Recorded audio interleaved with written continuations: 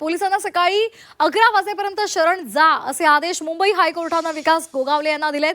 रायगडमध्ये नगरपालिका निवडणुकीवेळी राडा झाला होता आणि त्याच प्रकरणात कोर्टानं विकास गोगावलेंना शरण जा असे आदेश दिलेत।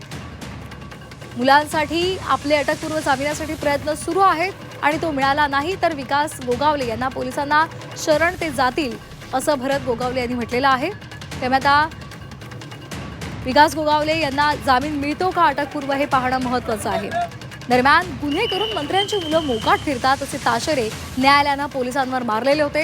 2 डिसेंबरला महाड नगरपालिका निवडणुकीदरम्यान वाद झाला होता आणि त्यामध्ये मंत्री भरत गोगावले यांचे पुत्र विकास गोगावले यांच्यावर गुन्हा दाखल झाला होता।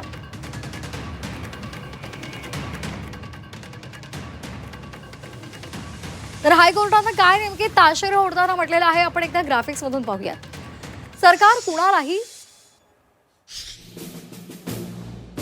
अद्याप भरत गोगावलेंचा जबाब का घेण्यात आला नाही। मुलगा बेपत्ता असल्याबद्दल गोगावलेंचाही जबाब नोंदवा। गुन्हे करून मंत्र्यांची मुलं मोकाट ते मंत्र्यांच्या संपर्कात असतात, पोलिसांना ते सापडत नाही, मंत्री कॅबिनेटमध्ये खुशाल बसतात। सरकार कुणालाही 24 तासात अटक करू शकते, अटक करायची नसते तेव्हा प्रतिज्ञापत्र दिलं जातं। मोकाट फिरतात म्हणजे आम्ही अँटीसेप्टिक बेल टाकलेला होता। मुळामध्ये निवडणुकीच्या वेळेला झालेला तो वाद होता।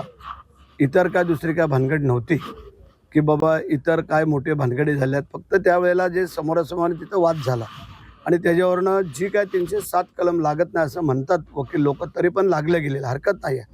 आम्हाला कोर्टाचा अवमान करायचा नाही, पोलिसाचा अवमान करायचा नाही आहे।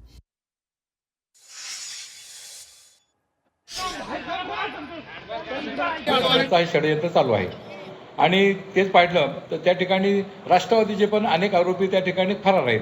त्या ठिकाणी हनुमान जगताप आहे, धनंजय देशमुख आहे, त्या ठिकाणी सुशांत जांभरे ज्यांच्यामुळे भानगड झाली, ज्यांनी रिव्हॉल्वर काढला, ज्यांनी स्टंप आणले आणि त्यांनी त्याचं फक्त खेचलं एवढंच काम आमच्या लोकांनी केलं, पण ते सुशांत जांभरेमुळे ही भानगड झाली आणि उगाच विकास गोगावलेला गोवडलं जातं, ही अत्यंत चुकीची बाब आहे।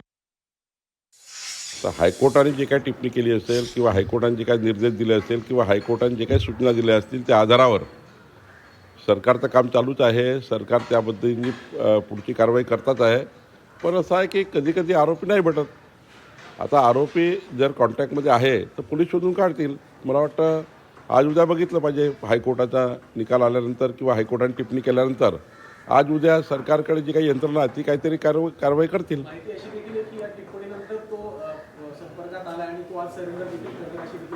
नाही, सरेंडर केलं फारच चांगलं आहे, पण पोलीसही काही करतील, त्यांना तो मॅन्डेटरी आहे हायकोर्टाचे डायरेक्शन असल्यामुळे।